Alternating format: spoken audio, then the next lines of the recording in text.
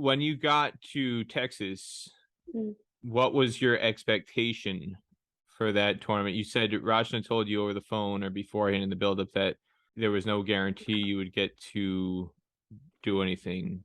But my understanding was that the coaches were all told and specifically communicated to all the coaches, both verbally and in WhatsApp texts, that because all the players are paying their own way, everybody has to bat Mhm. at least once and or everybody has to bowl at least once because again Mhm.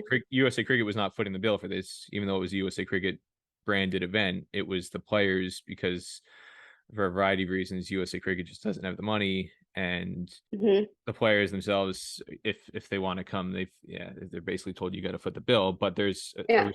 there's a reciprocal understanding there that because you are paying your own way, it's not necessarily a win at all costs, and we're going to be picking the best players in the best positions at all times. There's a developmental aspect to it where we want to see where everybody stands. We want to get a chance to evaluate everybody. And so we're taking more of a developmental approach rather than win, win, win, win, win. And everybody's going to get a chance to play. So from that standpoint, what was communicated to you in that regard before the start of the event? And yeah, did your expectations change from what you were initially told, I guess, from Rajna Paul in terms of you may or may not get a chance between then and when you actually got there before you took the field for the first time on day one? Yeah. So I guess I had this impression that I may not get to play. I think that's, and it wasn't a formal communication, but that's where, this mindset of, well, what if, and I've always had this what if, well, okay, fine, I got this opportunity, there's a door open, I'm gonna get through it, now or never kind of thing. So if great, if I don't get to play, well, at least I gave it my best shot with what was in my control. And so I keep practicing and everything. I was just all in, doing the best I could just to kind of show that I can move, I'm capable.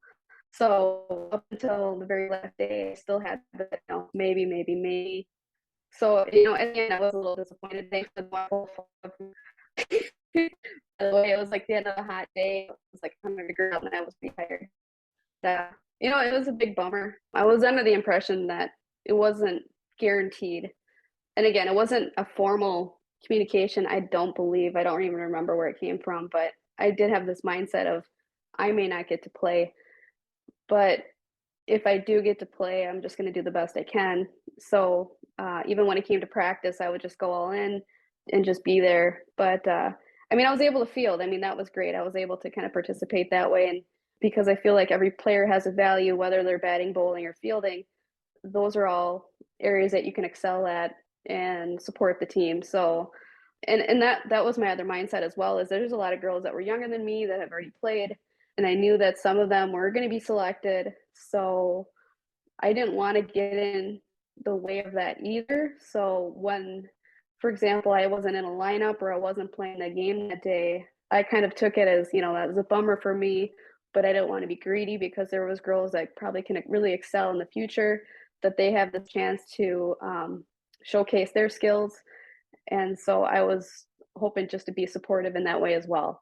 So, I mean, just me being there representing Minnesota was huge for me. But obviously, that disappointment's there because it's like I wasn't able to kind of show what I had to offer.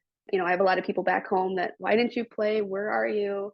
What time are you going to be playing today? Because everybody back home was dialed in. They're watching online every single day, waiting. And so I felt bad for them as well. And we can't communicate while we're playing because, they take their phones.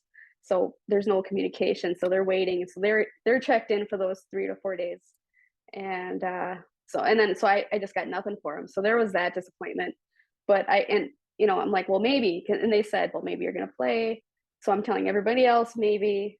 And so I felt like I let a lot of other people down. So it wasn't so much, my ego saying, well, how come I didn't get to play? It was, well, maybe it was because of this, maybe it was because of that, maybe that they needed a certain player for a certain situation. I wish we would have won a game, then I would have felt better. But we didn't win any games, so I'm like, well, I didn't participate in those wins, but I felt that maybe I could have helped a little bit, but so it got all these things that going on at the same time, and Yeah. yeah. From the context afterward, Mm-hmm. learning that you were literally the only player who did not get to do batting or bowling. What Hmm. was your reaction upon coming to that realization? Oh, I was ready to go home. It was a long week. So, I mean, I spent 2 weeks away from my home, spent a lot of money, which is fine. I mean, I went in with my eyes wide open. But yeah, I mean, there's a big level of disappointment. Yeah, a lot of, this I felt pretty drained about it. But after coming home, I did have overwhelming support and I wasn't expecting that. So I think a lot of that kind of carried me through and kind of brought me back up again. But I didn't want that to take away. I didn't want it to be a negative anyway for anybody because my whole intention for going down was to be positive, not just for myself, but again, for everybody back home.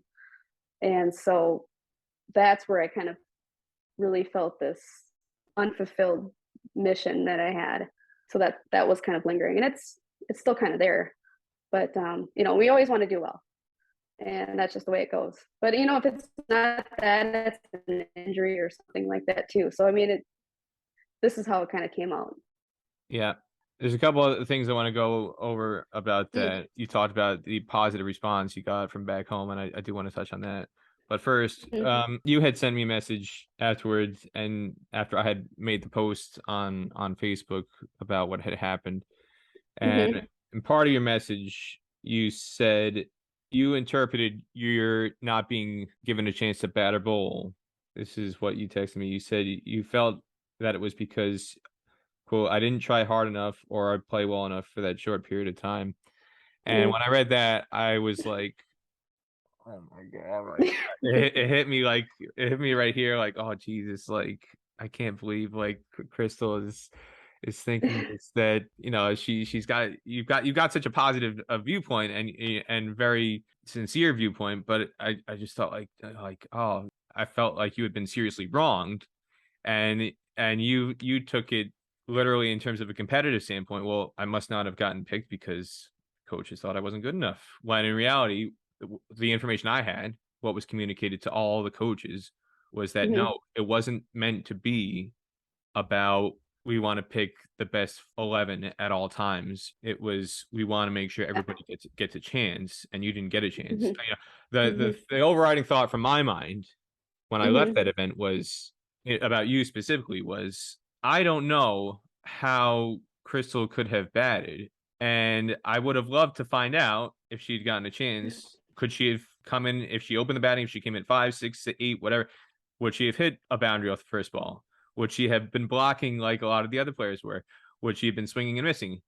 I don't know. And that was my Mm-hmm. frustration, that it's hard for me to form an opinion about how you played or what you were capable of simply because there was this great unknown. We never knew because we Mm-hmm. never got to see. And that was my own frustration in covering the event. Or if you take it from a selector's perspective, if this is an event where everybody's supposed to get a chance to be evaluated, well, how on earth would a selector have been able to evaluate you if they never got a chance to see what you were capable of? And that was my great frustration. And then to read your text Yeah. and to see you say, "Well, I must not have gotten picked because they thought I wasn't good enough." I just thought that really cut me.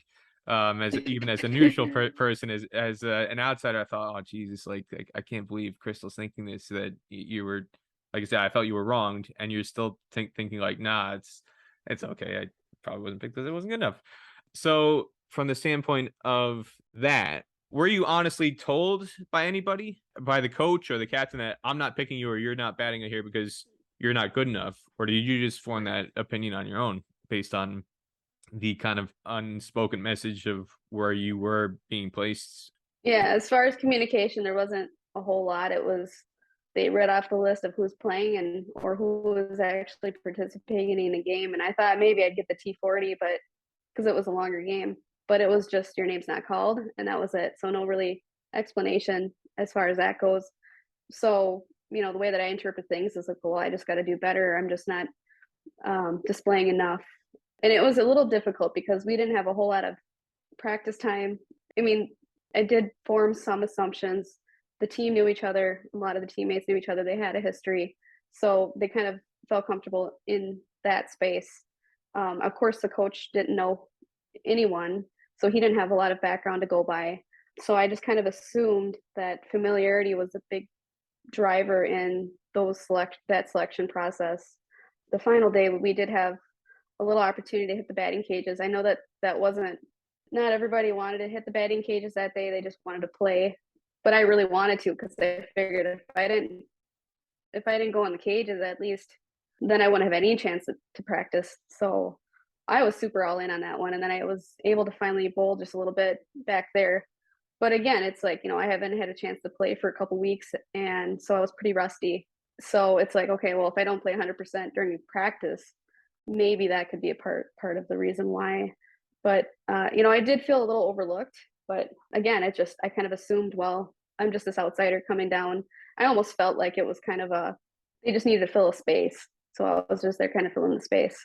Did anybody speak up on your behalf, either on the second day or the third day in particular, the third and final match day, to try and speak up for you? You didn't strike me as somebody when I was around the team. Well, I would say nobody. It didn't seem like a team setting where people were going to be jumping up and down, chatting for themselves. I want to do this. I want to do that. It seemed like it was left to the captain and the coach to kind of decide things.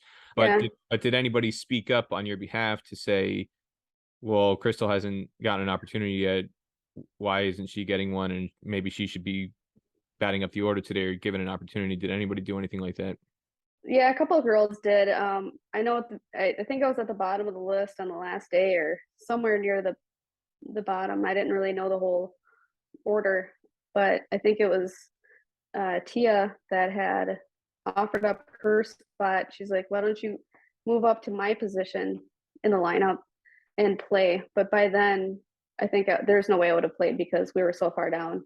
So one of the players did offer that spot, which was very uncomfortable for me because, again, I don't think a player should have to make that choice. And then I don't want to have to be the one to take that spot either. I would rather have had it kind of already determined because it just puts me in a weird spot. And then I don't want to have that. I mean, I don't mind having pressure, but it's just a weird pressure to have. So, I mean, I really appreciated it that she was offering up that place, but I don't want to get something out of pity. I want it to be because it's earned or if there's a valid reason behind it. So that was just kind of weird. And again, it wasn't for lack of appreciation because I think it was completely there.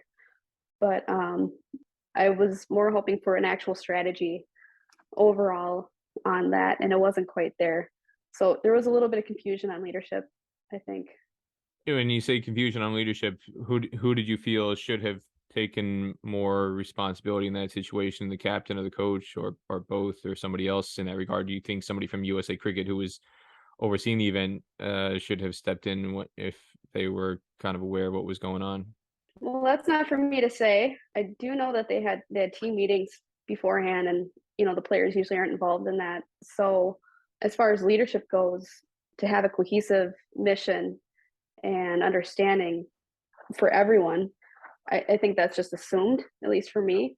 And then having that strategy, of course, a lot of people are playing with a coach maybe that they don't have experience with, because you still have to get to know the players. So they might.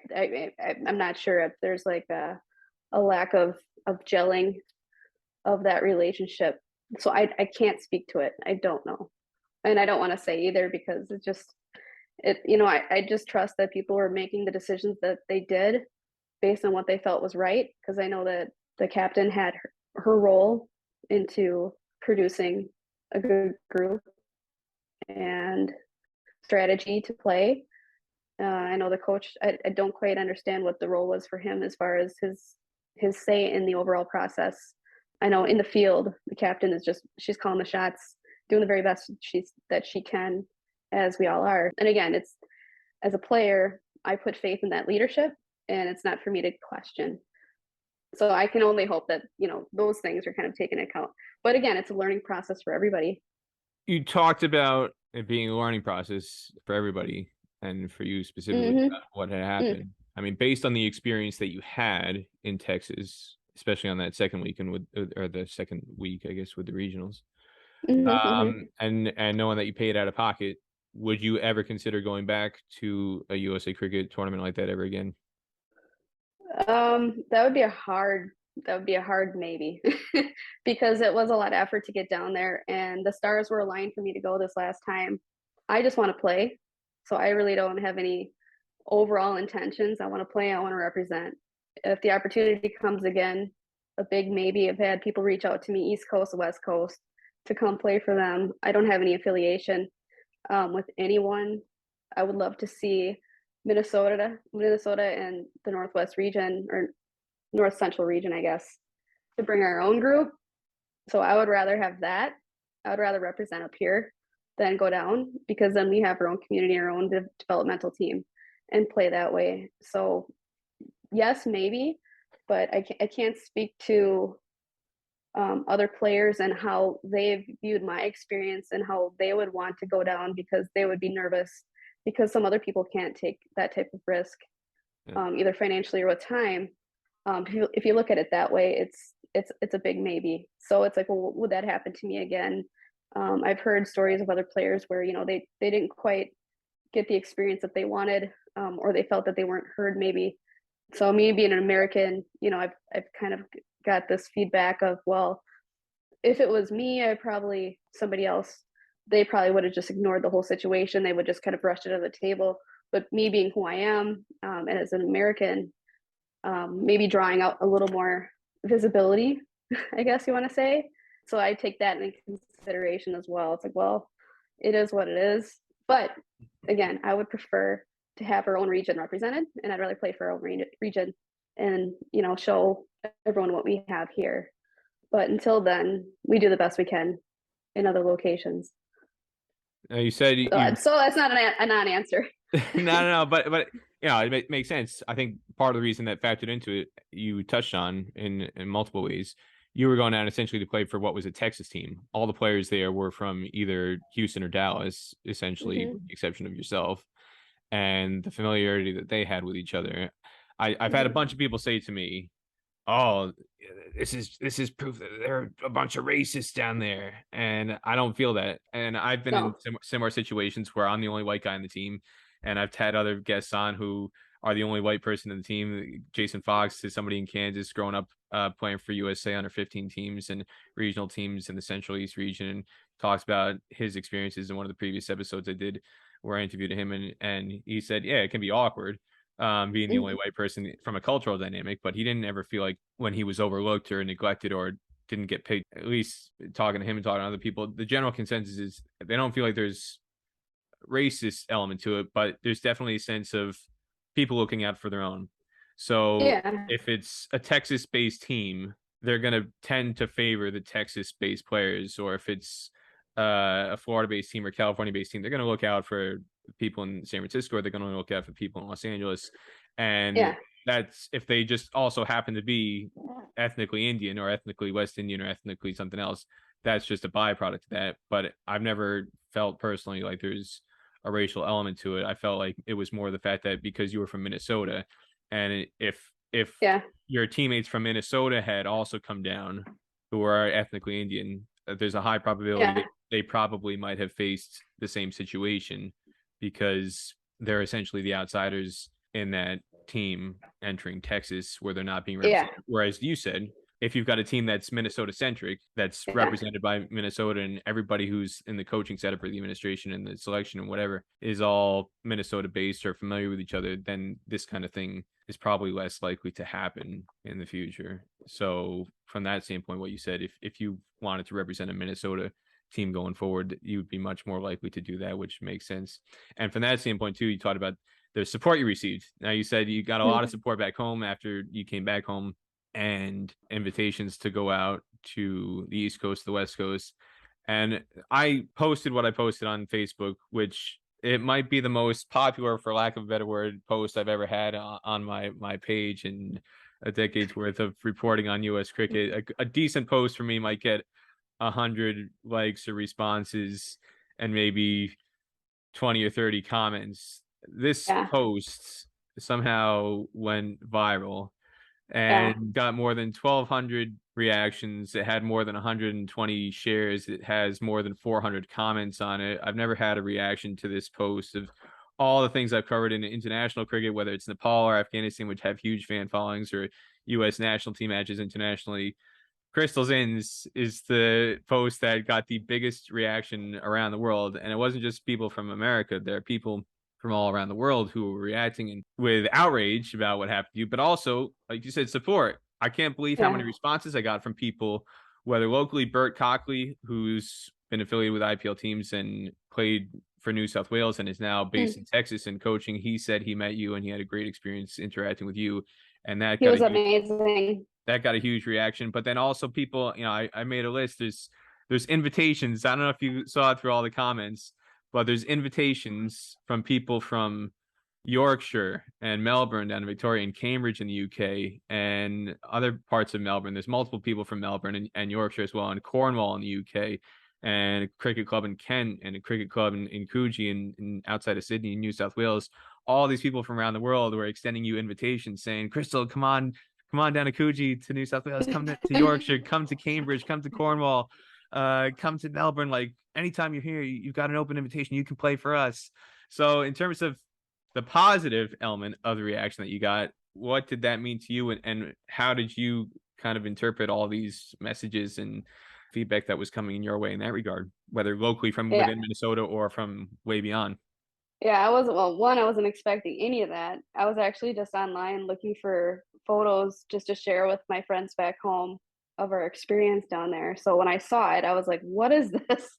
And I didn't even actually check in. I didn't even read the entire piece because blacked out of, whoa, where did that come from? Because again, I took the entire thing personally. I'm like, this is something that I just didn't do. So I wasn't prepared for that type of feedback and viewpoint. So, but then I had to step back a little bit because it's not my personality to, again, not wanted to make anything out of a negative, but, thinking to myself, how can I make this into a positive for my folks back home? And that's when I started getting responses back from my folks back home. And so, yeah, again, a lot of people reaching out. The ones that really stuck out to me though were the ones where they would say something like, that's cricket. Welcome to cricket. I remember playing 5 or 6 games and not being on the list once, stuff like that, or so I took those comments to note as well. And I know that everybody's coming from a different space and a different viewpoint. So I was kind of having an open mind of where these comments were coming from and what they meant. And it was actually heartfelt because knowing that there's kids out there that are looking for an opportunity and they're being overlooked. And that's where it's like, you want everybody to get a chance. You never know. I mean, I was watching on the plane back home from Massachusetts. What was it? The Natural. Have you ever seen that baseball movie? Of course, Robert Redford is a classic. Yeah. Yeah. Yeah. Yeah. I was like, oh, it's like you get somebody a shot. You just don't know. And I mean, so I just think it's just an example of, there could be another kid just like me. And you just, you kind of roll the dice, you just don't know, but having a little bit of faith in people. But so I don't know where a lot of the comments were kind of coming from, but it was just a huge, overwhelming. And I tried answering as many as I could too, because when somebody reaches out to me, I'm not going to just kind of ghost somebody. I tried reaching out to as many as I could. And some of them I just thought they're just kind of, yeah, come on out. I'm like, yeah, I'd love to. Are you serious? So I mean, coming out to Australia, I've told a few people. I said I've always wanted to go to Australia. My elementary school, we had a principal from our sister school in Australia visit. I think I was in 4th grade, and that sparked my interest to always wanting to go. But unfortunately, he never talked about cricket. So, and I still have that picture in my yearbook.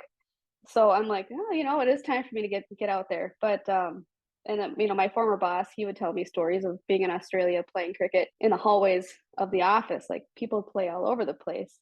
So, but it just kind of speaks to the passion of the sport. And one person in particular, Andrew Agernham, I'm not sure, he reached out to you. Yeah. He's from Victoria, Australia. Yeah, he took it one step further. He's actually sending me something. It should be arriving on Friday. I don't know what he's sending me. It might be a kit or something. I don't know. But he's sending something to me, and I'm like, oh wow. I mean, I don't deserve that kind of thing. I'm just out there just wanting to play. So I really appreciate everybody's feedback, but it's just like, yeah. He has sworn me to You secrecy. I'm know, not allowed to say what it is, but you'll see it when it comes.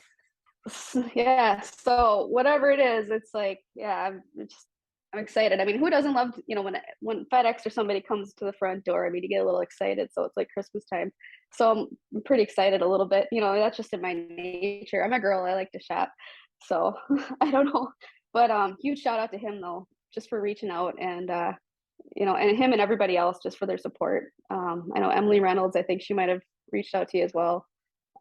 She just kind of offered up her voice a little bit. So I mean, it wasn't so much about what happened, but it's just that to being heard and seen, that as well, that meant a lot to me as well. So because I wasn't expecting anything, I was just kind of hoping to crawl under a hole and just fade out, and it didn't work out that way. So, but you still didn't get as many views as my cats. My niece did a TikTok of my cats one time, and she got 15 million hits. So, Well, anything so that's you, got you anything with a dog or cat in it is bound to get. I mean, the biggest cricket photo in terms of impressions and reach that I've ever taken was a dog running onto a cricket field to stop play. So anything with a yeah, dog or yeah, cat is bound to get all the hits. Yeah, if I could blend a cat video with cricket, that would be by far my priceless. traffic driver, anything in history, Oh, I'm sure. So, but one of the things yeah, on a serious note that you touched on, you said, "Oh, some of the comments you saw were, oh, well, that's cricket. This happens, or it's happened to me too." yeah, It's happened to me, but yeah, in club cricket, it's happened to me where I've had to drive 10 minutes for a match, and I've played, and we go out there, and yeah, we might bet down to 7 or 8, and if I was due to come in at 8 or whatever, or a few times, I'm typically a second 11 player for my yeah, club, but the few times where I've been asked to play in the first 11, it's with the understanding that I'm filling in for somebody. Yeah. yeah, Somebody's dropped out late and they need me to field. They need a good fielder. So I'm being asked to go field in the first 11. But more or less, it's with the understanding you're not gonna bowl, and there's probably a good yeah, chance you're not gonna get the bat. But do you want to come play yeah, for the first 11? Yes. It's a yeah, 10-minute drive. There's a big difference between that, a 10-minute drive, versus flying 1,100 miles and paying out of pocket. There's a big difference between paying for 10 minutes of worth of gas, a 3 or 4 mile drive of gas, which might be 50 cents of gas, versus paying for a plane ticket and hotel rooms and not getting a chance to play, and somebody saying, well, that's cricket. No, that's a big difference. yeah. So I mean, that was the frustration I had in terms of, as an outsider, seeing somebody get treated in that way. But of all the things you said and you talked about, the response in a lot of ways was very, very positive. What for you has been the biggest positive to come out of this entire experience that happened in Texas for you? Well, the group of girls that we played with, they're all phenomenal athletes. So they were probably my number one positive experience, just watching them play and how they played, how their mindset was. You just kind of fed off that energy. So that was in of itself totally worth it. I mean, it was just great being around those guys. Again, just being on the field, just experiencing what it's like to play a proper game. That was just meant right there. You can't really get that back home yet. And I say yet because I feel that we're getting there. But just to be in that space, it really kind of fed this desire that I had to be a part of it. But it also kind of drove me to, like, I want more. I want more. We come back home, we play a T20. I'm like, can we play T40? I mean, this isn't enough time to play. I just want to keep playing. I don't want to stop. So, and that's the other drive of doing well, because if you do well, you get to play more. If you get to play more, you get better, you get more challenged, more experience. So, still hungry in that respect. So it was like a taste, but it didn't quite scratch that itch. So it's this incomplete feeling, I guess, but still grateful for those opportunities as well, because my expectations are pretty low. So I was just kind of up to go from there, and just being down in Texas and experiencing that different weather compared to what we have back home, that was a whole different ballpark as well. I could see how you acclimate over time. I was still working on that, but yeah. And and coming back home, it's like, well, how can we replicate that here? What can I bring that I learned down there back home? So there's plenty of unfinished business, but I think that's just the way it is. Always that growth opportunity.